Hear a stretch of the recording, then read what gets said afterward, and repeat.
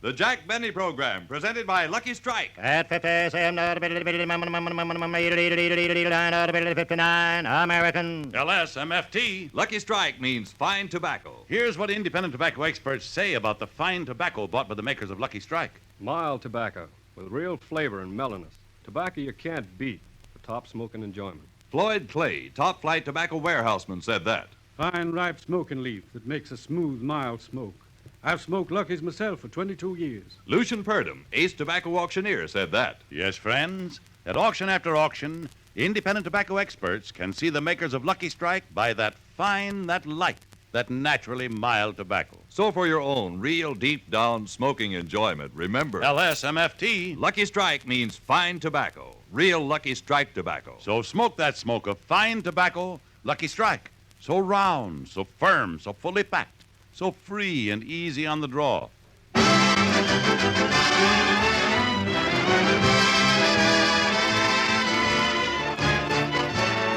The Lucky Strike program starring Jack Benny with Mary Livingston, Phil Harris, Rochester, Dennis Day, and yours truly, Don Wilson.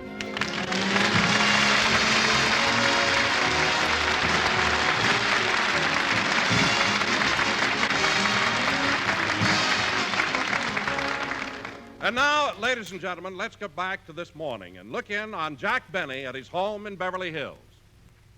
Let's see. Maybe behind this chiffonier. I'll move it and look. No, not here. Maybe behind the sofa.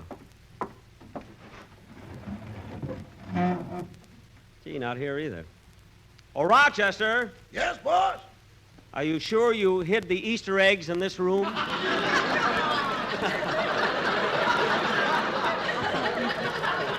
Huh? Keep looking. You're getting warm. Warm, huh? Oh, I know where you hid them. I'll bet you put the eggs in my violin case. Your violin case? Yeah. I wouldn't touch that thing if I was full of penicillin. Now, let's see. Oh, I know where they are. Rochester, hold this chair steady for me while I stand on it. Okay. Steady now. Yep. Yeah, here they are. 4 eggs. Doggone, I never thought you'd find the ones I hid in the chandelier. Rochester, I saw The Lost Weekend, too. Yeah, but Miss Milan got a better payoff than you did. I guess so. You know, Rochester, it was awfully nice of you to color and hide these eggs so I could have fun on Easter Sunday. What made you do it? Well, last year I didn't, and when you got up in the morning, you cried your little blue eyes out. I did not. I never cry. Nothing could upset me that much. What are you laughing at? When Shirley Temple got married, you locked yourself in the room for 3 days. Rochester. And when you finally came out, you tore up all your pictures of Margaret O'Brien. Oh, stop making up stories. Imagine me and Margaret O'Brien. She's young enough to be my daughter. So was Theda Barrow, but that didn't slow you down. I've told you dozens of times that Theda and I were just good friends. Now, Rochester, I want you to take these 4 eggs and put them away for me. But, boss, I hid 5 of them all together. 5? Well, let's see. Maybe the other one is hidden behind the... I'll get her, Rochester. Maybe they're delivering my new car. Hello, Jack. Why, Mary, happy Easter. Come on in. Say, that's a good-looking Easter outfit you have on. And that hat. Do you really like the hat, Jack? Like it? Why, it looks beautiful on you. If you think it looks good on me, you should have seen it on Tom Brenneman. Tom Brenneman? Oh, did you go to his program, Breakfast in Hollywood? Sure, I go all the time. I was even there the morning you won the Orchid.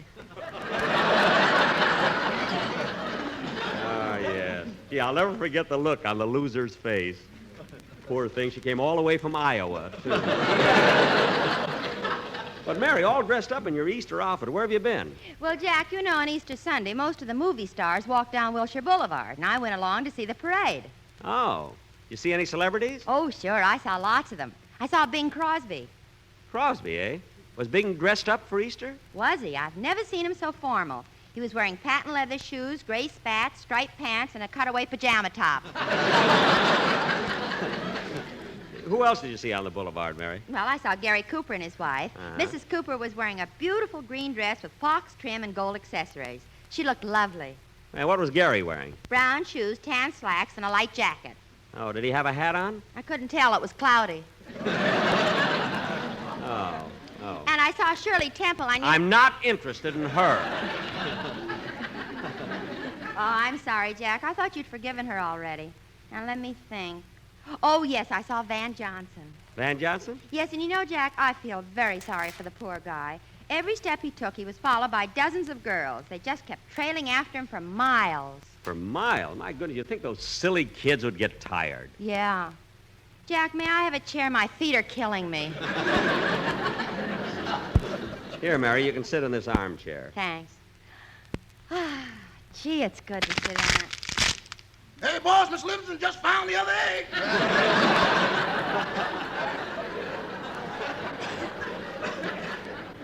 Well, hurry, Rochester. Get her a towel and...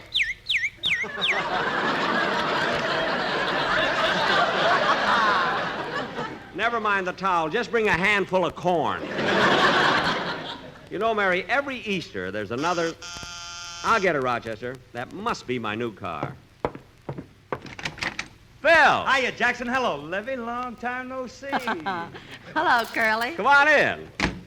Say, Phil, we missed you in San Francisco. I know. I heard the program.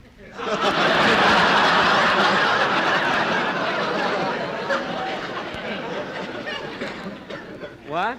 You need me, Jackson. You need me. Phil.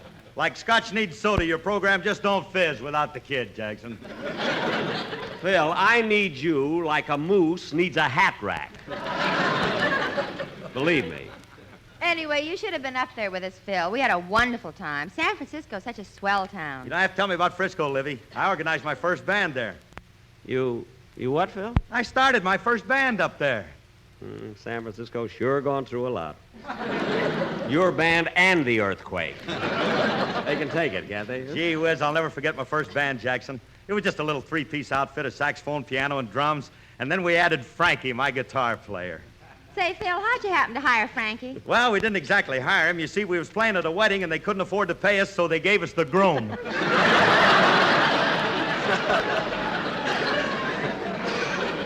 The groom? What happened to the bride? Oh, she changed her name, started singing with some other band. I don't know what...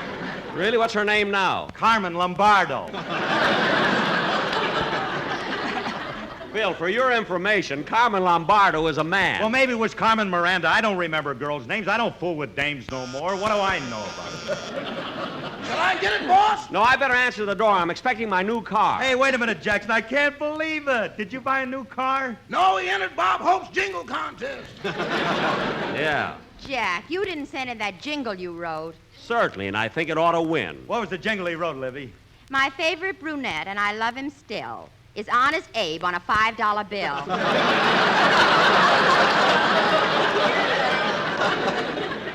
Well, I thought that was pretty good. Go ahead and answer it, Rochester. Okay. Boss, it is your new car. It's a beautiful light gray color. Uh-oh, my mistake. It's Mr. Wilson in a new suit. Oh, well, steer him. Show him in, Rochester. Hello, Jack, Mary, Phil. Hello, Don. Great, kid. Gosh, Don, you sure look handsome in your Easter outfit. Yeah, Dante, where'd you buy that nifty-looking suit? Oh, same place I get all my clothes, at Hart, Schaffner, Marks, and O'Reilly. All right. Don't you mean just Hart, Scheffner, and Marks? When I buy a suit, they call in extra help. That I can understand. The fellow who makes your pants was an engineer on Boulder Dam. But, Don, we were just talking about being up in San Francisco. Did you have a good time up there? Oh, did I? You know, Jack, I love that town. They have the most wonderful restaurants and the best food in the world. They certainly have. I ate at John's Rendezvous, then I ate at the Tonga Room, then I ate at the Popagaya Room in the Fairmont, then I ate at Roberts and the Nugget, and then I ate at Omar Khayyam. Gee. And then on the second day, I ate at... What? The next day, I was eating at the Mark Hopkins, and right in the middle of dinner, they ran out of food. The Mark Hopkins? No, San Francisco. Oh. Well, speaking of food has made me hungry. Hey, let's go out in the kitchen, kids, and get some sandwiches. What? Oh, yes. Yes, for sure.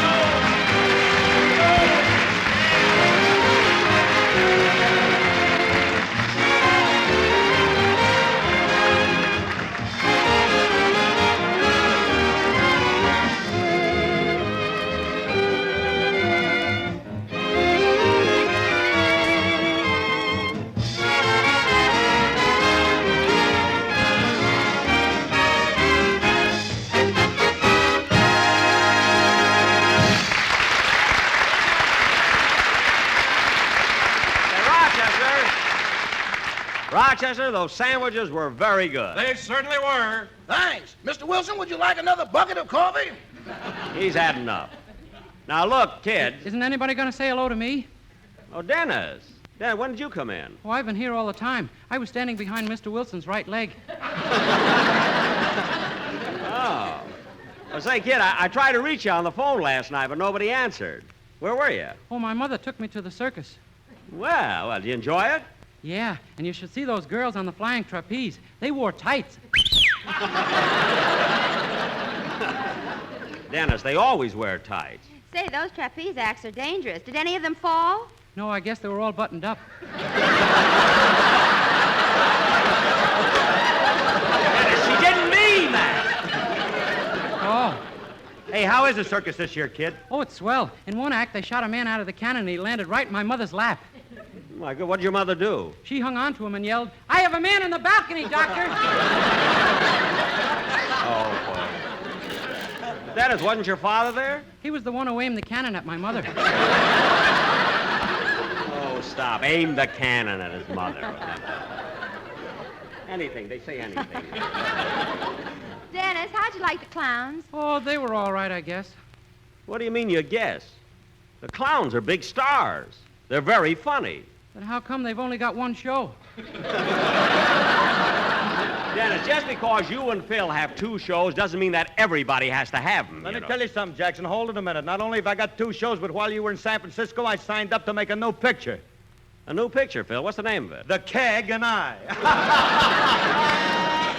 Oh, Harris, you may not be Frederick March, but you're the best years of anybody's life. Now I've heard everything. Phil, let me tell you something. You were only... Phil, you were only kidding about making a picture. I'd like to get a new cast sometime. But it may surprise you to know that right now there's a deal pending where I'm going to be starred in a picture for Samuel Goldwyn. Samuel Goldwyn? Yes. He makes great pictures, and he's the kind of a producer I want to be with. I'll bet Mr. Goldwyn has to work very hard to support his family. He's got 30 daughters. What? The Goldwyn girls. They're not his daughters, then. But anyway, Don, if this deal we're making comes through, it'll really be sensational. You know, Mr. Goldwyn is begging me to consider his offer. Begging you? What are you laughing at? Well, tell him what happened yesterday when you were out to his studio. Mary. Hey, what was it, Livy? Mary, if you open your mouth, I'll never tell you another thing again. Come on, Mary, tell us what happened when Jack went out to see Mr. Goldwyn. Well, about 2 Oh. o'clock yesterday afternoon, Rochester drove Jack out to the studio.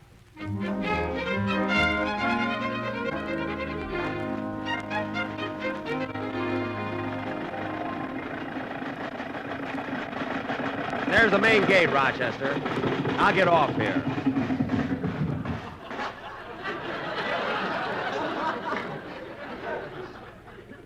Rochester, you wait right here in the car for me. Boss, do you mind if I lean against that new Cadillac over there? It's good for my morale. No, as long as you wait here. Gee, what a high-class studio. Look at the way they got Frederick March's picture plastered all over. I beg your pardon, sir. Huh?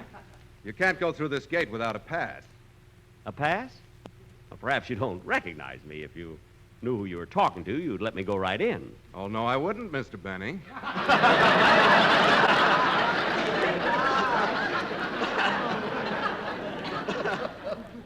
Oh, well, maybe I have a pass in my wallet. I'll take a look. Well? Wait till I open it.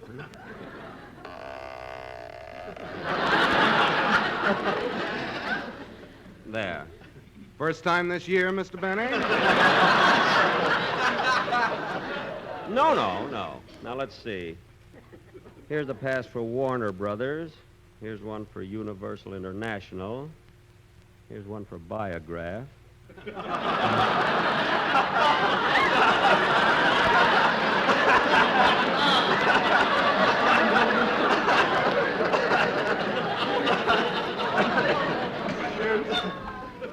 Oh, here's something I don't need anymore. See, my draft card. You know, you can tear them up now, you know. You could have torn that one up in 1918. You don't have to be so... Oh, wait a minute. Here it is.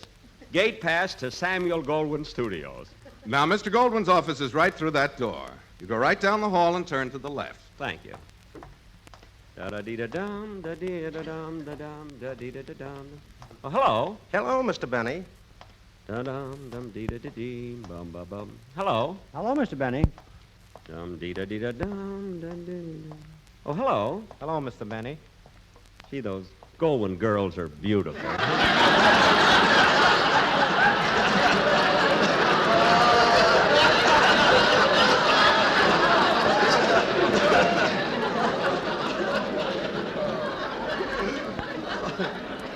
Now, let's see.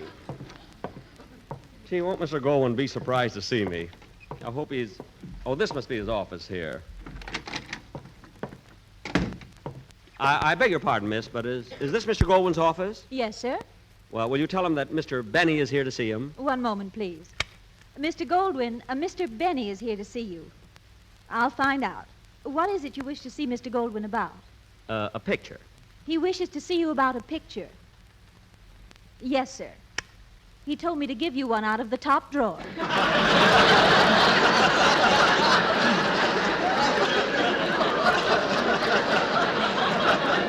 No. You misunderstood. You see, I want to talk to him about making a picture. You see, a movie. Oh, just a moment. Yeah. Mr. Goldwyn, Mr. Benny wants to talk to you about making a picture.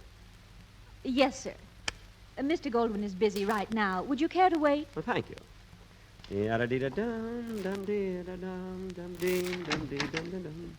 Thank you very much. Goodbye, Mr. Goldwyn.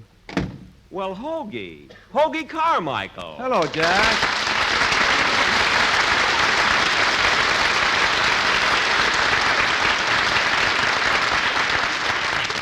Gosh, Hoagie, here I am waiting to go into the office, and you came out. I didn't know you were in there. I've been in that Goldwyn's office since 10 o'clock this morning. Since 10 o'clock this morning, eh? What were you doing in there all the time? I was just trying to convince him that my name is Hoagie and not Hugo. Oh, yes. It happened at the Academy Award ceremonies when Mr. Goldwyn accidentally called you Hugo instead of Hoagie, but it was just a slight mistake. A slight mistake? Jack, for 25 years, I built up the name of Hoagie Carmichael, and it wasn't easy.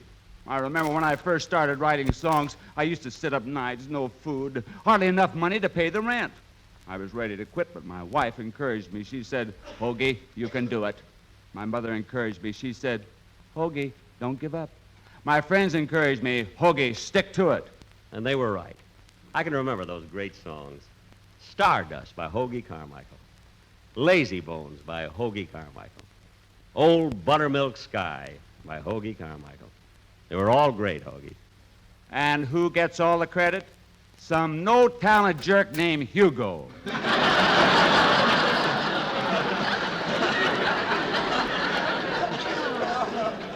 Well, Hoagie, maybe I can help you. Oh, I wish you would, Jack. All I am now is an unknown character with $1 million. Whoops.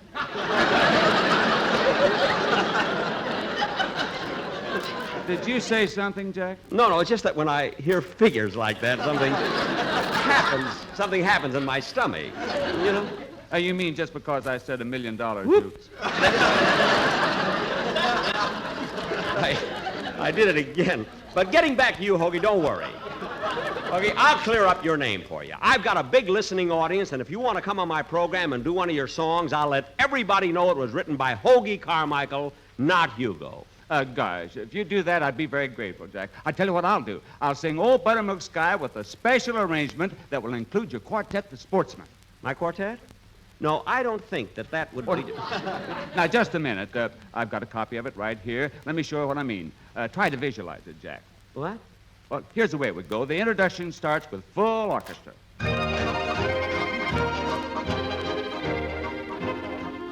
Old Buttermilk Sky, I'm a-keeping my eye peeled on you. What's a good word tonight? Are you gonna be mellow tonight? Tonight, LSMFT. That's a cigarette for Donzie and we. We're as happy as a Christmas tree, heading for the one we love. I'm going to pop her the question, that question. Wouldn't you like a lucky strike? Yes, it'll be easy, so easy. Well, that's the one that she will like. LSMFT. LSMFT. They won't fail you when you're needing them most. Oh, no. Hang a package on her hitching post. Lucky's for the one you love, the one you love. So round and so firm. So round and so firm. That's part of their churn. That's part of their churn. Will they be naturally mild tonight? Yes, sir. Why, sure, you bet. That's Lucky Strike.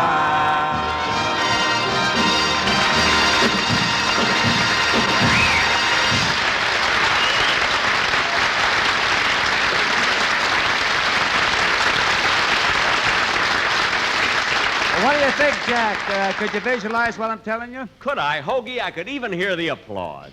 That's a wonderful song. Hoagie, would you mind autographing that copy for me? Oh, not at all. Thanks. So long, Jack. So long. Gee, that was nice of Hoagie to... Well, what do you know? He signed it Hugo Carmichael.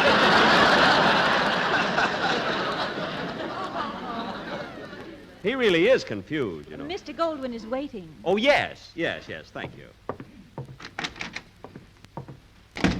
Mr. Goldwyn? Thanks. Mr. Goldwyn? Come right in. Oh.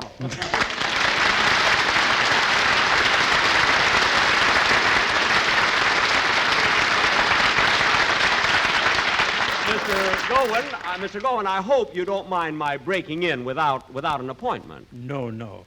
It's always nice to see you. Sit down, Bob.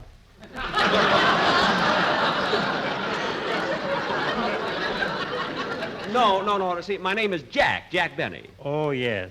Well, Jack, what can I do for you? Mr. Goldwyn, I've come here to give you the greatest opportunity of your life. Opportunity? Yes. When I tell you what I've got in my mind, it'll make you the greatest producer in the motion picture industry. This is an opportunity that comes only once... Pardon me. Hello, Fame of Home magazine? Yes, I produced The Best Years of Our Lives. Yes, that picture won 9 awards. For the best picture, for direction, for editing, for musical score, for story, for best actor, for best supporting actor, a special award for Harold Russell, and also the Tolbert Award. That's right. Thank you very much. Now, Jack, what was this opportunity you were going to give me?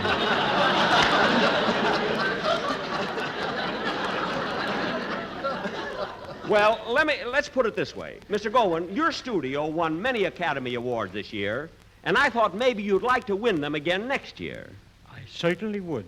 What is your suggestion? Well, have you ever thought of making a picture starring Jack Benny?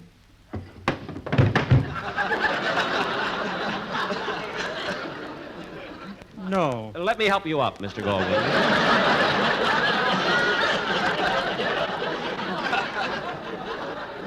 No, let me rest here a while.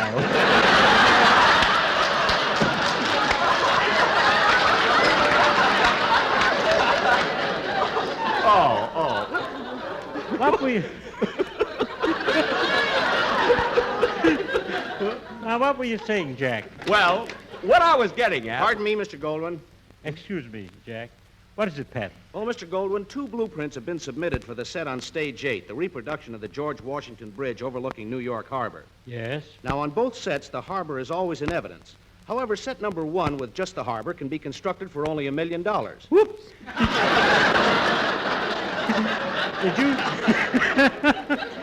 Did you say something, Jack? No, not a thing.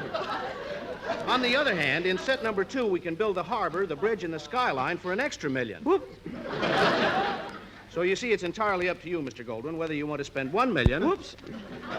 ...or $2 million. Whoops. What's the matter with you, Jack? You sound like a tugboat. I'm sorry. Pat, I'll take number 2. Yes, Mr. Goldwyn.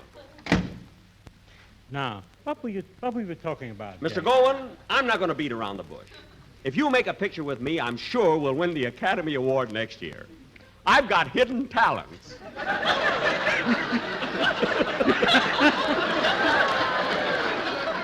That's Snoogy. No, really, I've got hidden talents. Maybe so. I haven't the time to play hide and seek.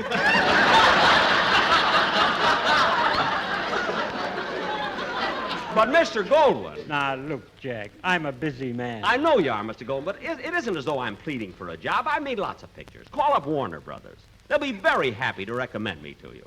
They'd be happy to recommend me to anybody. I mean, look, Mr. Goldwyn, if you'd only think it over, I promise you... Pardon me, Mr. Goldwyn. What is it now, Pat? We got to do something about the picture we're shooting on stage 5. The script we have now is a little dated. The hero was a bombardier on a B-29. You're right. We should change it to something post-war, something civilian. Well, why don't you make him a tail gunner on a Studebaker?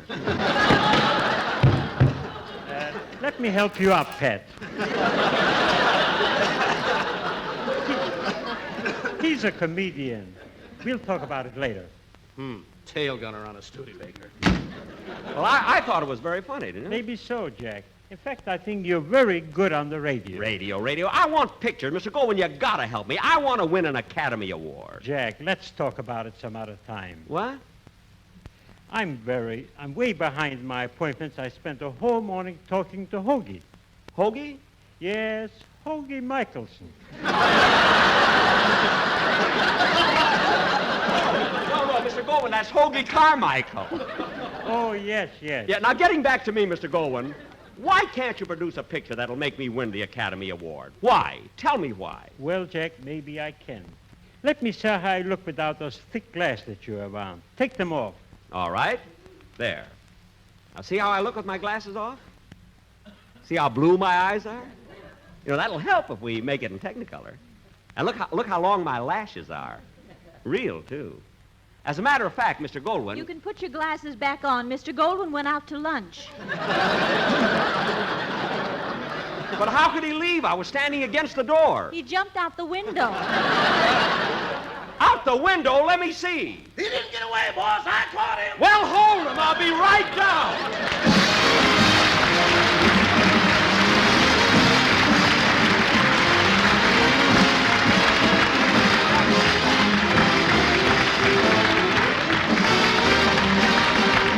Jack will be back in just a minute, but first, here is Basil Rysdale. As you listen to the chant of the tobacco auctioneer, remember, LSMFT.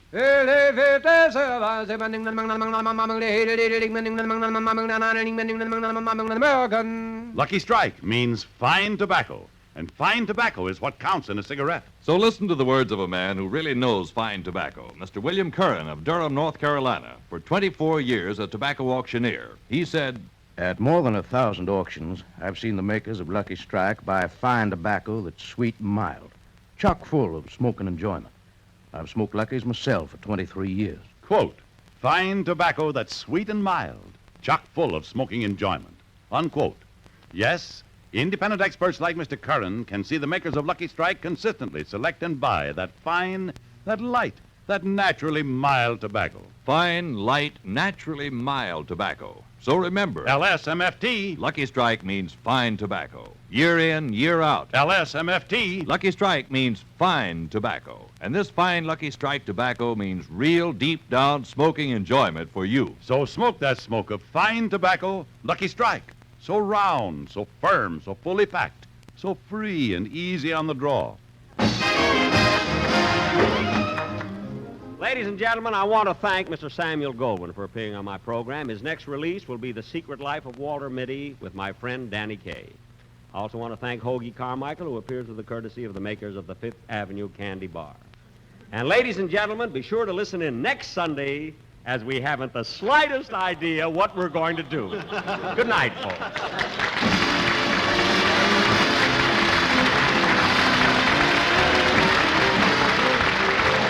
This is NBC, the national broadcasting company. You've been listening to the OTR Gold Network. Find more classic radio at otrgold.com.